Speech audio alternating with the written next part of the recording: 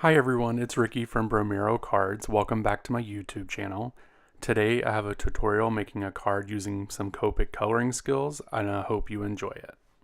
Today we'll be using the following products: Neenah Solar White 80 cardstock, Stampin' Up! Moroccan themed paper, brown cardstock to match the pattern paper, Rubber Necker Stamp Freehand Small Frame Stamp Set. We'll also be using the stamp set Grace of Letting Go by Unity Stamp Company. We'll be using the Stampin' Up! Feels Good Sentiment stamp set.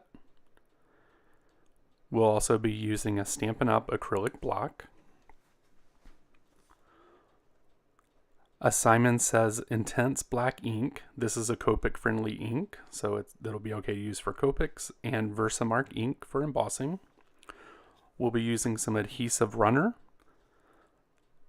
3M foam tape, EK Success tool to take static off the paper, and we'll also be just using a coffee filter so we can get the powder back into the jar. We'll be using the Ranger's Princess Gold embossing powder, various Copic markers, and gold mirror cardstock. Okay, so let's get started. First, we're going to stamp out the frame on the Neenah Solar White 80-pound cardstock. We're going to be using the Rubber Necker Stamp Freehand Small Frame. And then we're going to stamp this onto the paper. It doesn't matter where you place it on the paper because later on we're going to be cutting it out. So just try to make it as even as possible. And then here you'll see a mistake that I made. I actually have ink on the middle of the frame, which we do not want, so I clean off the stamp, and then I flip the piece of paper over and use the other side, because paper has two sides. Why not use it? We don't want to waste paper. So I'm going to go ahead and stamp that down, and it's actually successful.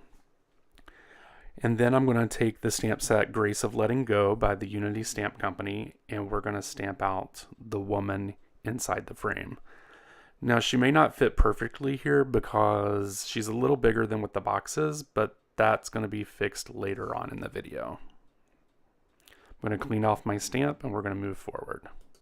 And now we're going to move forward to the Copic coloring. This is something that I'm still trying to learn and get used to. I watch a lot of YouTube videos, so I don't want you to think that I'm an expert at this, but what we're doing first is using the color E23. We're going to put in the lightest highlights of her hair first. I used a colorless blender there because I made a little bit of mark outside of the lines, so I want to take care of that. Then we're going to use E25 to add a little shading. And then we go to E29 to add a little darker features to the hair. And then I'm going to go back to E23 and just color in more of the highlights. You'll see me go back and forth with these colors. Something that I noticed while watching other YouTube videos is sometimes you see the photos magically appear that they're done, but it actually takes layers of these markers to actually get the picture to look, nice. And it takes a lot of practice. I'm still practicing. I'm no way an expert. I did take a Copic coloring class last summer, and it helped me find out how to blend and what colors to use with one another, because they're not always, they always don't mix. So we're going to move on to the sweater. I'm going to be using the colors BG10, BG11, BG13, and BG15.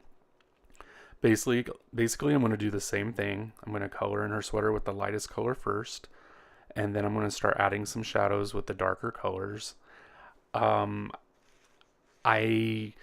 kind of wish I would have did this a different way, because my original makeup of the card that I was going from looked a little better, but we all have to learn somehow. So you're going to see maybe something that's not as fine that I would like it to be, but it'll pass. No one will ever notice, if you give this card to a person.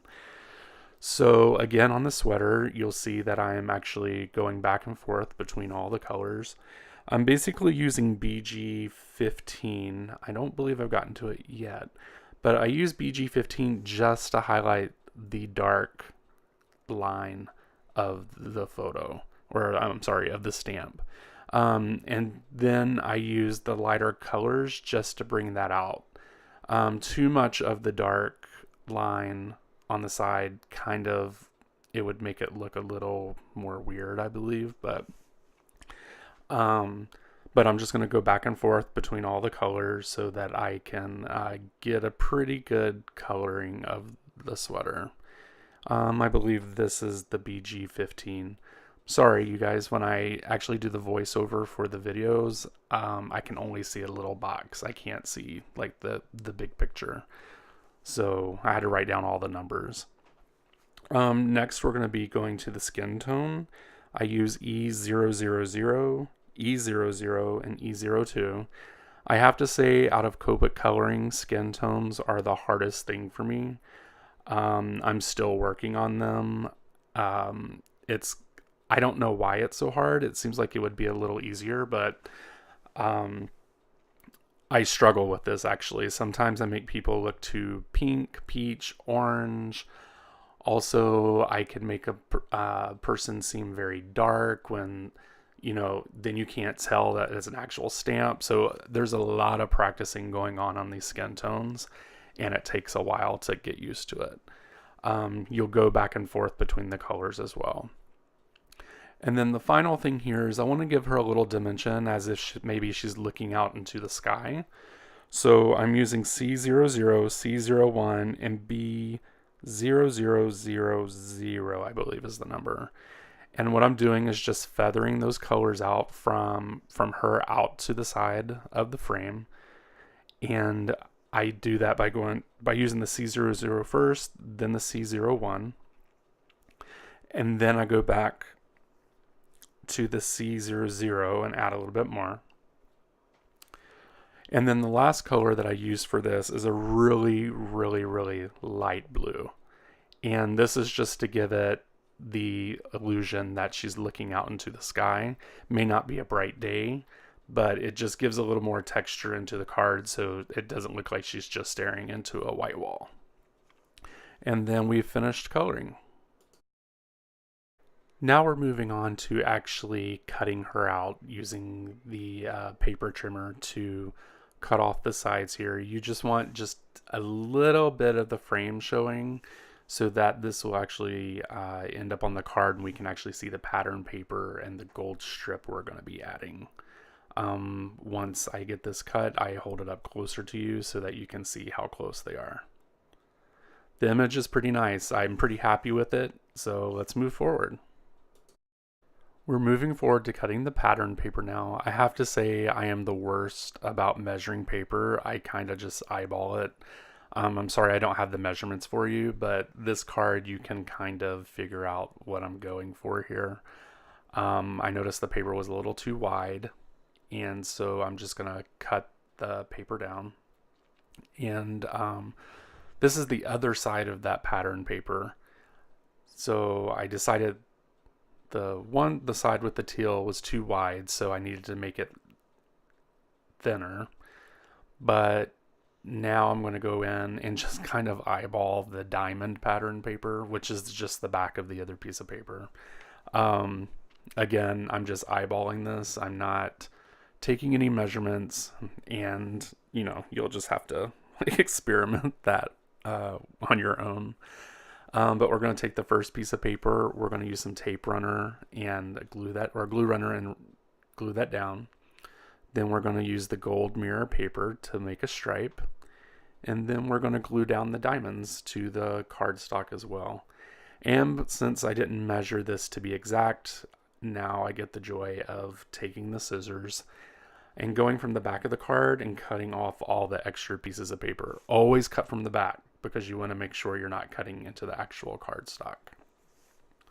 So now we're going to do the sentiment. I'm just using, I think it's My Favorite Things brown cardstock. I think it might be called Chocolate. And we're going to use the sentiment from Stampin' Up, the Feels Good sentiment. And the sentiment says, "She believed she could, so she did." And I thought that was perfect for this card. looking out into the sky, maybe moving forward from something, or heading to the future. So I use some Versamark ink. We're going to put it on some gold embossing powder. This is Princess Gold from Ranger. And then I'm going to heat set that. Did not want to show you all that. It takes forever. Just make sure your heat gun's pretty hot when you're doing this. Then we're going to take the... Oh, and here's another spill. I do that all the time. Kept in the mistakes because I want you to know people make mistakes in these card videos for real. I'm going to put the powder back into the jar, and then we're going to move on to cutting out the sentiment. I decided not to go with a square for this because I wanted that pattern paper to show behind the sentiment. So I'm just going to take a pair of my scissors here, and I'm just going to cut around the sentiment. I checked to make sure that there's no sharp corners. I want it to be a little round. You'll see me here for a second look at it back and forth to make sure. So we're going to start putting the card together. I'm going to put 3M foam tape on the back of the sentiment. As you saw, I already had a piece cut there. That's because I never throw this away. Anything extra that I have, I keep it on the roll. And looking at the video now, I kind of wish I would have left the photo of the woman at an angle. I thought that looked really nice as I was looking at it. But you know, that's 2020's hindsight. Or hindsight is 2020. Let me get that right.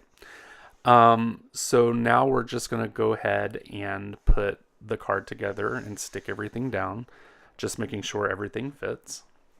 I'm going to peel off the backing paper of the foam tape and place that onto the card. And then I'm going to do the same thing for the sentiment. I'm also going to use a little bit of liquid adhesive since a portion of the sentiment will be actually sticking to the card. And I just want to make sure it stays and it doesn't peel off. And the little piece that was actually hanging off of the frame is covered up by the sentiment. That's probably why I didn't choose to put the photo at an angle. So the card is finished. I want to say thank you for liking and subscribing to my channel. I truly appreciate it. Please tell your friends, tell other people. And you can follow me on Instagram by clicking the link below. Have a great day, and I'll talk to you soon. Bye.